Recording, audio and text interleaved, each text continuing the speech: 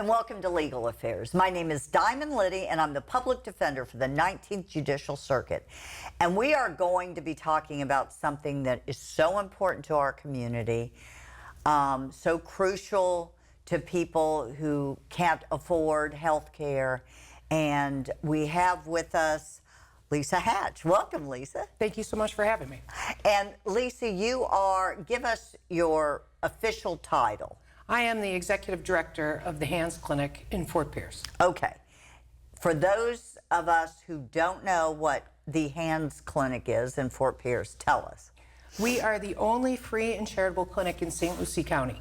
So we provide free health care to individuals between the ages of 19 and 64 who are uninsured St. Lucie County residents who live 200% below the poverty level. Gotcha. So that means a single individual can make up to $29,000 per year and still qualify for our services. Wow. So our typical patients, there is no typical patient. Right. But we have a lot of individuals who are working, supporting their family, but they just can't afford the health insurance. Sure. And health, oh my gosh. It's wild. Diverting for just a second, I am always promote when I'm hiring people, that you get your health care paid for, and things of that nature. Of course, when people are younger, the health care issue is not important. It's how much money I have so I can buy the car I want or whatever. But, health care costs are through the roof. Through the roof. No one could have, But anyway. Right. Lisa, you came to the Hands Clinic, and who hired you? Well, I was hired by the board, technically. Okay. But Dr. Kenneth Palestrant was the interim director at the time. Right. So the previous director had retired and moved back to New York, and Dr. Palestrant was working as the interim director. Right. He found a headhunting company that worked for not-for-profits, and they contacted me through LinkedIn. I had been debating a couple different options at the time. Right. And I remember I went onto the newspaper because I was like, what is this Fort Pierce? Because I'm not originally from here. And the TC Palm, the first day I read the paper, the news article was, man walking on beach finds gold doubloon. And I said, well, if it doesn't work out, I can just go treasure hunting. Yeah. This is a win-win, right? Yeah, so that's how I ended up here. Oh my goodness. Well, and you ended up at the Hands Clinic being the executive director in 2020. 2020, I came in for the pandemic, so April 6th of 2020. Okay, and we're going to talk about that and what that was about. But back up. Yes, ma'am. What is your background, Lisa? So I'm originally from New York. I was born in Brooklyn, raised in Buffalo, sent back to Brooklyn every summer. So I always tell people, I have, the happy side, the upstate side that, we make jam. And then I have the downstate side where I'm like, beep, beep, get out of my way. Right. But I've been in healthcare for 30 plus years, administration, mostly in finance. Okay. So I've always worked in a traditional healthcare setting. So the Cleveland Clinic, the Roswell Park, the upstate Kaleida Health. And wow. My job in the hospital systems was always, when something didn't fall into the normal scope of work, they gave it to you. Gave it to me. Okay. So I dealt with everything from the homeless population, Amish, international, you name it. I was responsible for it. Wow. Yeah, it was really neat. But and that's pretty cool, because some of that was outside the box, but this is really all outside. There is no box. I have no box, and that actually makes me really happy. So I've always been, so if I can't be creative in my job, then I'd never feel content. Right. And if I don't have that front line, I get to meet the people, then I don't feel content either. So for example, every day at work, I make sure I walk through the waiting room and shake people's hand and just introduce myself and see how they're feeling for the day, because that is so important to me. Wow. Feeds my soul. And where exactly is the Hands Clinic located? The Hands Clinic, well, that's a good question. Yeah, of course. The Hands Clinic is located at 3855 South US 1 in Fort Pierce. It used to be the old Sam's Club. Right. But where are we actually located? We have a mobile unit. So we're going out into the community, into the underserved communities, and providing minimally primary care. Because we have a whole bunch of other specialties that we Wow. provide that we can't put on the unit. So, but Your bricks and mortar place my is... brick and mortar place is on US 1, Right. the old okay. Sam's Club. Okay. And then I have a mobile unit that we take into the underserved community. Wow, when did you get that? Well, it was a project I worked on for about a year and a half. Good so for you. I love it. I did not know that. Oh, it's That's amazing. terrific. It's so cool. So basically, with COVID funds, the Department of Health and the Board of County Commissioners, they bought a mobile unit. And then I was working closely with Ron Parrish, who's since retired, Right. and he asked if I would like to activate it and get it out into the community under the Hands Clinic. So it's a Wow. $475,000 mobile unit, and we fundraised to get $70,000 worth of equipment put into it. And it is your primary physician office. Jeez. So I call it the front door of the office, right? Right. It's our front door in your neighborhood. Right. And well, now, then- you don't drive around and Not see me if they- personally. No, I know, but I mean, Hands doesn't drive around just in the underserved, poor No. populations and just see if anybody. No. It's a situation where you call, make an appointment, and if Yes, they ma'am. can't come in, you'll go to them. Well, Correct or no? Actually, we find the locations in the neighborhoods where there might be transportation issues, or perhaps there are no other providers, Right. or people are hesitant to leave their neighborhood to go someplace else, and we put our mobile unit there. So the trick to making sure that these services work is we have to make sure that we're there consistently. So you don't make a promise to a neighborhood that you're going to be there and not be there. Right, So we start right. with one location. And so Give me an example of the location. so on Thursdays, 10 a.m. to 4 p.m., our mobile unit is on 7th Street in Lincoln Park. Right. It's between the Housing Hub, which is run by the Treasure Coast Homeless Right, Association, right. and Image of Christ. And it's always there. Wow. Right. So if people, now do they need to make an appointment with the mobile unit? How does that work? Well, the brain hub of our entire operation is our brick and mortar. Right. So when people call, we can schedule them on the mobile unit. We do have a lot of people who walk up. Right. I keep a navigator, what we call a navigator, because you have to qualify for our services. Okay. Okay, so I have a navigator right with the mobile unit who will explain how to qualify, can do the paperwork application with you, can gather up documentation with you, and then we can get you an appointment on the mobile unit. Okay, And and sometimes it's within a day. Okay, and we're, I'm way ahead because there's so Sorry. much. No, this is It's my kind of fault. cool. It's neat. No, there's so much. Let's talk about qualifying. Yes, For ma'am. example, if someone wants to qualify for the services of the Public Defender's Office, they have to fill out a financial affidavit. The clerk's office reviews it, and they have to be within 250% of the federal poverty guidelines, and then they can appoint our office. If they lie, and this doesn't happen very often because they swear Excuse me. to it, if they lie on the financial affidavit because it's sworn to, they can actually be prosecuted for a misdemeanor. Now let's talk about your process and ramifications if they aren't honest and that type thing. So we have documentation that we need to see. So Okay. it's driver's license, St. Lucie County address. Right, that's I number need one. to see your social security card. Okay. Because I need to ensure that you're legally within the United States. Like you're a citizen of the United Oh, States. I got you. Okay, okay. I need to see at least your last 2 paycheck stubs. If you say you have no income, I need to verify it, and you need to do a self-attestation to how you are surviving and supporting. And I need to see your income tax. These are the items that I need. Now, if we find out that somebody falsified a portion of their application, Right. we discharge them from the practice. Okay, right. I'm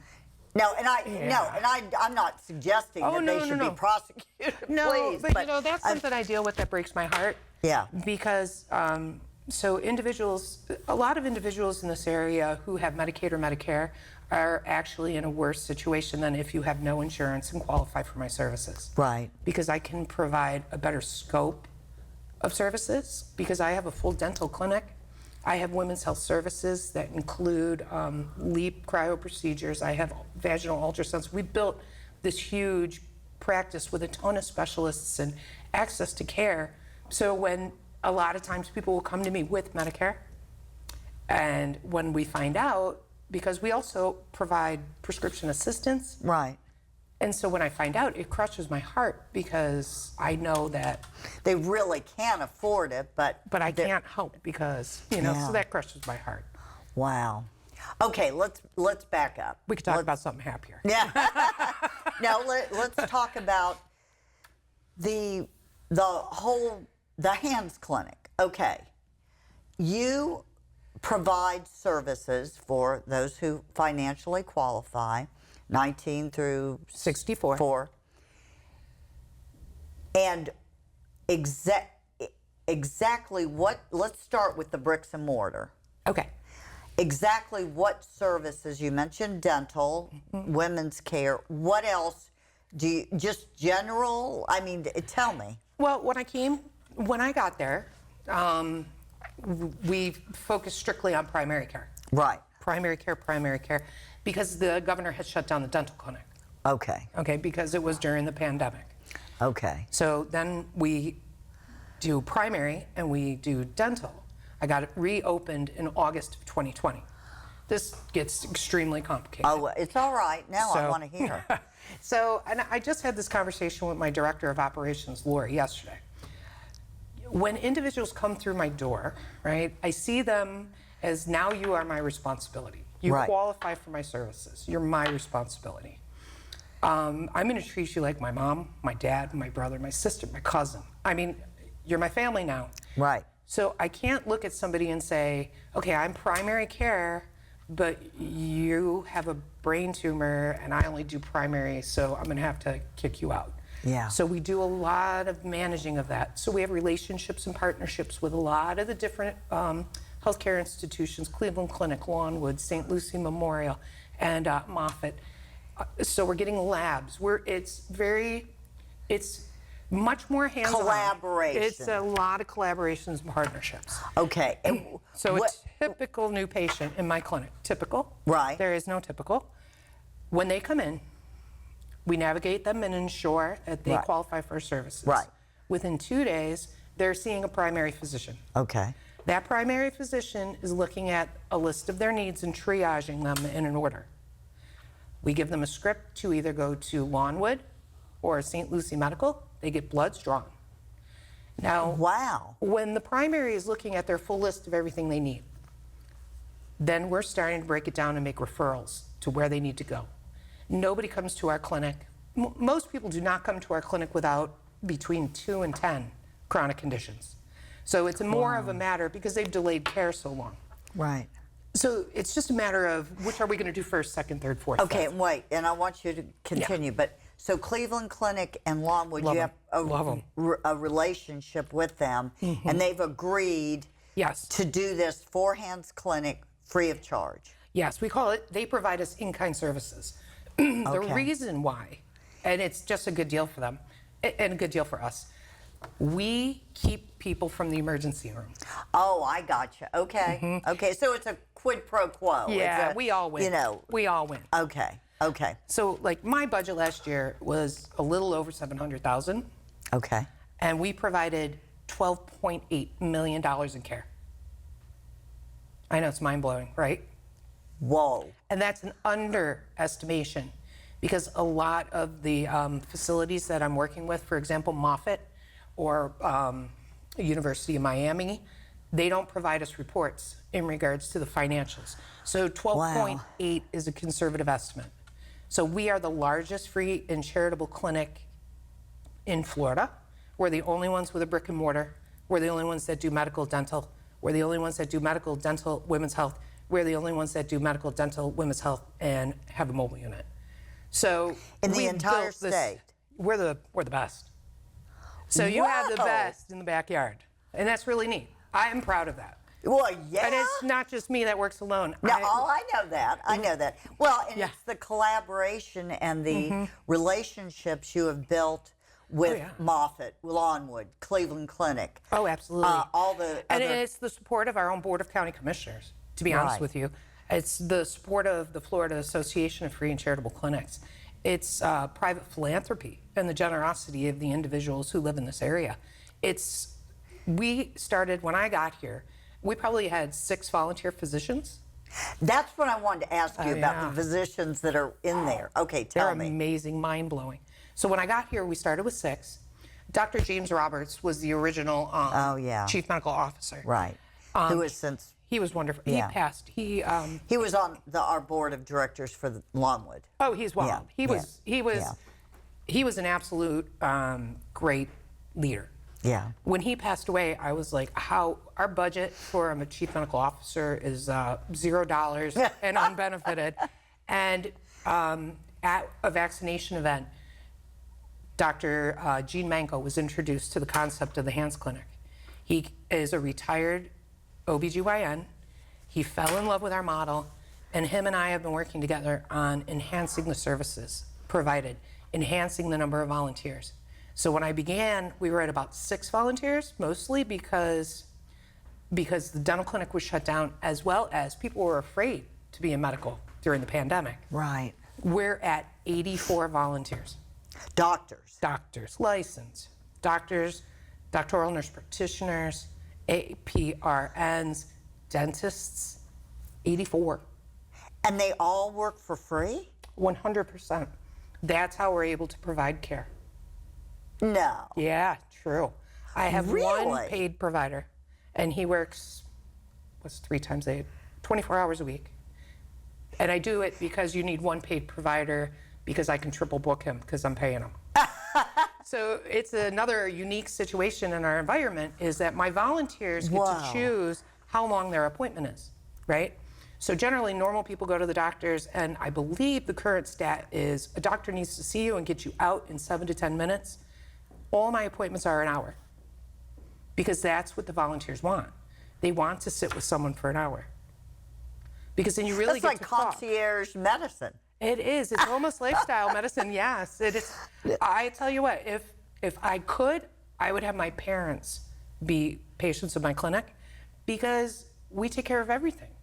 And my parents are 76 years old and they're getting confused and which insurance do I have and where do I go? Right. And we take care of the whole thing.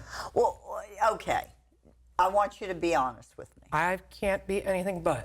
You're a lawyer too, by the way. I think I was sworn in. You were. You were. Isn't that like herding cats? Having that many volunteer doctors? I can't imagine. Oh my gosh. There's a lot of personalities. Yes. There's a lot of personalities. Right. And like herding cats, you need to know which ones want to be stroked from the head to the tail versus which ones like to be scratched. It is. But they do show up when they're supposed to. They Yes, ma'am. do. Wow. Yes, ma'am. So if I'm a doctor, I can say, Lisa, I want to volunteer my services for ENT. Yes. Ooh, Okay. that would be awesome. We could use another ENT. Okay. But I only can volunteer 8 hours a week. No problem. Thank you.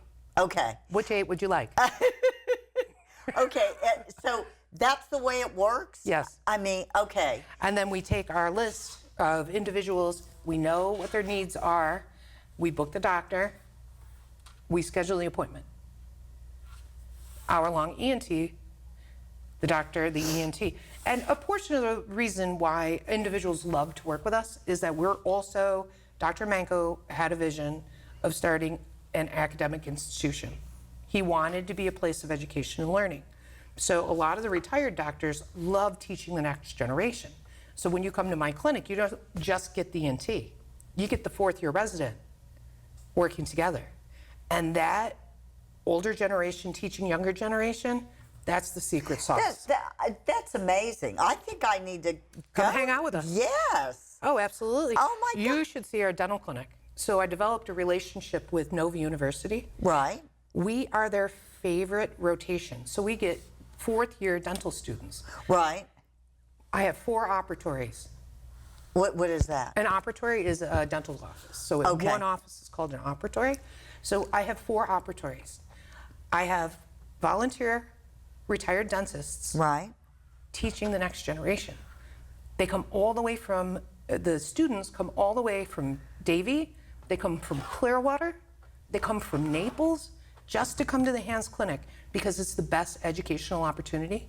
They get more experience and more exposure to different treatments than they do when they go to third world countries, because the teeth in St. Lucie County are worse than third world countries. Oh. So, I mean, and they love it. They absolutely love it. And Nova University is starting to see us as an essential portion of their entire dental program. As such, For training and for training and teaching. Gotcha. The kids, when they're down, kids, excuse me, everybody's a kid. Yeah, I The got it. students, when they're in Davie, they have to recruit and find their own patients. There's not enough patients down there. There's not enough people who need root canals. And a dental student needs, like, I need to learn 10 root canals. Right. 10 You need that extractions. for your residency or whatever, correct? Yep. Yeah. It okay. takes them 2 or 3 years. They can come up here and do it in 2 days. Oh my gosh. wild. Oh my gosh. It's amazing. And nobody leaves dental unhappy. Like, I'm always like, oh, I don't want to go to the dentist, da da da Yeah. da. They come in, the patients come in, and Can they're they unhappy. can they get things like getting their teeth cleaned? Oh yes. So Dr. Gaines, who is actually, she's a Fort Pierce resident, or she was born and raised in Fort Pierce. Right. And she is a professor at Davie, in Davie. She comes up and she's told us like 2 weeks ago, she's like, I don't know why you aren't having the dental students rotate and do hygiene. And I'm like, I didn't know we could. So now, boom, they're doing hygiene as well. So you have Wow. 4 operatories, so you got 4 dental rooms. We schedule them 8 appointments each. 8 times 4 is 32. 2 days per week, that's 64. That you see every week. 64, that's just Monday, Tuesday. I skip Wednesday because we shut the lights off and we turn it back on, and now that's dermatology. And then on Thursdays and Fridays, we have more dental, but that's local volunteer dentists. So we're averaging, I don't know, 1 week our record was 90 dental appointments. And that includes everything from a root canal to a We're cleaning? going to start endo, which is root canals. Endosurgery is root canals. We're going Right. to start that, and we're going to start crowns. But I have a philosophy, which is probably going to end up killing me. I don't remove the teeth without putting them back in, because it impacts your employability. Yeah. So we put dentures. People don't realize. They don't see that. Yeah. Yeah. I can't do it personally. Yeah. I know I'm helping people not be in pain, but I'm not helping them in the long run. Yeah. So we have Right. dentures. We do dentures. Oh my So we're gosh. putting, yeah, my teeth, my patients are the best looking people in town. I'm just Yeah. saying. I love it. Yeah, I they're cool. love it. Okay, so, and Lisa, Yeah. the people that qualify, that get your services, and then, of course, a dermatologist, they come in, they've got something on their face, they need, they need it checked for cancer. Let's say they have skin cancer. Then they go to Moffitt, whatever, all of this. It $0. It doesn't cost anything for you or for our patients. So there's no sliding scale. There's No, no. ma'am. That's what makes us unique. So there's no sliding Why? scale. Oh my gosh! And I know, it's I'm wild, sorry, isn't I'm it? sorry. It's so exciting. I know, Well, people always tell me that I'm an idealist, because I really do think, I mean, there is a place for like Cleveland Clinic, tradition. Now they just became a stroke center, like Right, within the past right. 2 weeks. That's amazing. They have this technology that will eliminate a stroke in 4 to 6 minutes, but I think for basic healthcare, this is the model for everything, Right. because it's the most efficient and cheapest way to deliver care. Right. So people say I'm an idealist, though. But, No. okay. Oh no. Okay. What about your liability? What if the Sovereign immunity. So Okay. we fall under Department of Health. Okay. We have sovereign immunity. So that's another reason why we're able to financially survive. Right. So right. somebody recently told me that their last year that they were in private practice, their medical malpractice medical insurance. was $190,000. It was an OBGYN. Right. How are you supposed to survive? Yeah. But thank you, state of Florida. Right. We have sovereign immunity. Wow. Oh my It's a God. blessing. As I said, we are almost out of time. Tell me, Lisa, Well, you're not going anywhere, first of all, right? I'm going. Yeah, this Well, is actually, I being have my recorded. first vacation in 5 years. First vacation in 5 years. But other than that, no, going nowhere. Oh, that is no. This is very exciting. It's neat. If someone needs the Hands Clinic, First of all, what's the number they call? I gave the number. I'm sorry, right off the top of my head. right. I don't have it right off the top of my head, but I put it on the. I can see it on the TV. Oh, okay, we got it. Absolutely. Okay, great. So that's the number they call, and they can usually. I just want to make sure I got this right because I'm flabbergasted. They can get an appointment usually within 2 days. Is that correct? Mm-hmm. Okay. And if they can't come in, if they don't have transportation, you have the mobile unit. I have the mobile unit, and we have been known to use Uber Health in the past. And I do just want to point out, because it's kind of important to me personally, we have a business arrangement with Pinnacle Wellness. So if an individual is in recovery and needs access to MAT, Medically assisted treatment, right. We work closely with Dr. Palestrant, and he provides that care. So we're also trying to develop a mental health program, which we have a very unique situation. I'm working with people to find local funding, but it's real low cost and it'll provide really high quality care. But it's important to me that people understand that it doesn't really matter what your illness is, it's still an illness. Right. Whether it's mental illness. Please don't think of it as a stigmatizing reason. We're here, my hand is out, just talk to me. Right. And we're gonna help you. That's important to me. Okay. How can people in the community that have watched this help you? I always say the Hands Clinic, ever since the day I got there, we've always needed 3 things, right? We need patients. Right. So if you know anybody who appears to qualify for our services, please lead them in. Okay. We need providers and, doctors who volunteer. Doctors who volunteer. And we need money. Okay. We need private philanthropy. We need those nice ladies who are going to run a tea and help. The cost per patient for me on average is $150 per month. It costs me $500 a month to fill my mobile unit. It costs me $2,300 a year for car insurance for the mobile unit. I mean, there's so many tiny little fees. Right. So somehow a connection with private philanthropy would be wonderful.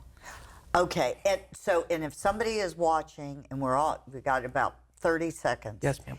If somebody is out there watching, certainly send their money, call the number, and tell them they want to write Tell them you want to check. talk to Lisa Hash. and She'll take you for coffee. Please come see it. Anybody who wants to come tour my clinic, come give me a call. Okay. You'll be blown away. Or if they want to volunteer to maybe do clerical in the office or We anything. don't have a ton of clerical, and quite frankly, we're running out of space. Okay. But doctors you need. So I need doctors. Okay, so if a doctor says, If you're a retired dentist, you call me. I will make you happy, I promise. Okay. Lisa, It's been a pleasure. it's been a wonderful pleasure and great luck, and I'm so proud of you Thank you, and the ma'am. clinic. Thank you, ma'am. Thank you.